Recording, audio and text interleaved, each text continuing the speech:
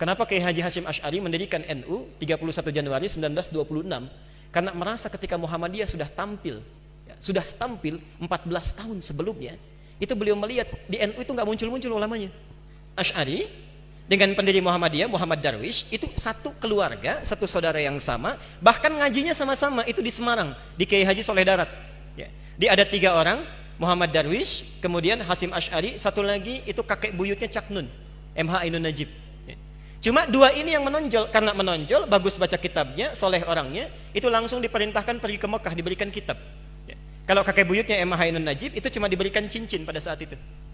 Saat berangkat ke Mekah berguru di guru yang sama, namanya Syekh Ahmad Khatib dari Sambas, dikenal dengan Syekh Ahmad Khatib As-Sambasi.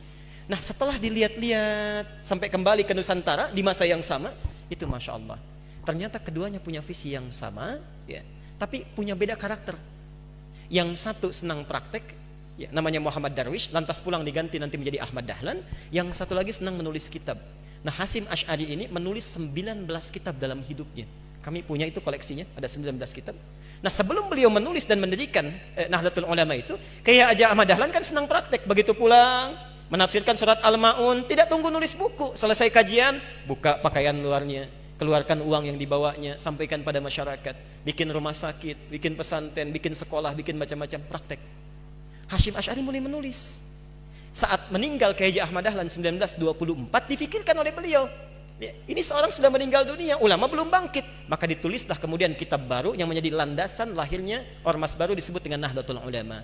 Yang ingin saya sampaikan, kedua-duanya ini ternyata satu garis nasab yang sama, bertemu di Maulana Ishaq. Jadi kalau kita urutkan, maaf, Muhammad Hasyim Al-Asy'ari bin Abdul Wahid, bukan Kang Wahid yang ini ya, itu ada Gunawannya, ini lain. Bin Abdul Wahid bin Abdul Halim. Abdul Halim itu nama aslinya Pangeran Benawa, dikenal dengan Sultan Hadiwijaya, nama lainnya Joko Tingkir. Bin Abdullah bin Abdul Fattah bin Abdurrahman. Abdurrahman ini anaknya Sunan Giri, bukan Giri yang ini tapi. Ya. Nah, Sunan Giri ini anaknya siapa? Anaknya Maulana Ishaq. Nah di Maulana Ishaq inilah nyambung nasabnya. Ya. Kiai Haji Ahmad Dahlan bin Kiai Haji Abu Bakar bin Kiai Haji Sulaiman bin Kiai Murtado bin Demang Jurang Juru Kapindo bin Demang Jurang Juru Sapisan bin Kiai Gerbek bin Maulana Ishaq. Siapa Maulana Ishaq ini? Maulana Ishaq ini adalah anaknya Ahmad Jumadil Kubra, ya, salah satu wali yang dari 9 yang datang dari Mesir, dari 9 wali itu.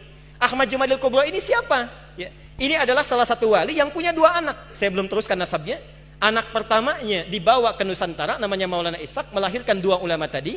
Anak keduanya lahir di Mesir, bernama Syarif Abdullah. Nah nanti Syarif Abdullah inilah yang akan bertemu dengan salah satu anaknya Prabu Siliwangi. Ya. Prabu Siliwangi pemenah rasa menikah dengan Nyai Subang Larang, punya 3 anak. Anak pertama Walang Sungsang, lahir 1423. Anak keduanya Rara Santang, lahir 1426. Anak ketiganya Raja Sengara, lahir 1427. Nah, hajilah kemudian Walang Sungsang dan Rara Santang di Mekah bertemu dengan Syarif Abdullah. Walang Sungsang ganti nama jadi Abdullah Iman, Rara Santang ganti nama menjadi Syarifah Mudaim. Jatuh cinta Syarif Abdullah dengan Syarifah Mudaim, menikahlah, pulang ke Mesir, tinggal 20 tahun, melahirkan anak bernama Syarif Hidayatullah. Berguru pada Syekh Ibnu Athaillah As-Sakandari. Pulang, nengok kakek buyutnya, bertemu dengan Prabu Siliwangi. Saat itu tinggalnya ada di Lingkaran Jati, maka dikenallah dengan saat itu dengan nama Sunan Gunung Jati. Nah, baik Ahmad Dahlan ataupun Hasyim Asy'ari itu berada di satu garis yang sama dari Ahmad Jumadil Kubra bin Ali Zainal Al-Kabir bin Ali Zainal Abidin, keturunannya dari Al-Husain, Husain anaknya Ali, Ali suami Fatimah, Fatimah putri Rasulullah sallallahu alaihi wasallam. Tapi sampai hari ini tidak pernah Ahmad Dahlan disebut dengan Habib. Itu gak ada. Kayak Ahmad Dahlan. Yang penting sikapnya seperti Nabi, tuturnya seperti Nabi, pandangannya seperti Nabi. Kullu mri'in bima kasaba rahin, itu pilihan kita semua.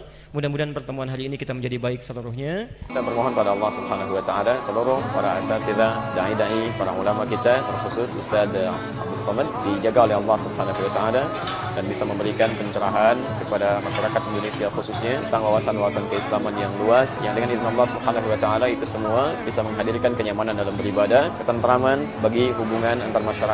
Dan yang paling kita harapkan dengan itu semua, masyarakat Indonesia akan lebih beragamis, dekat dengan Allah, bisa memaksimalkan nilai-nilai keislaman dalam kehidupan. Assalamualaikum warahmatullahi wabarakatuh.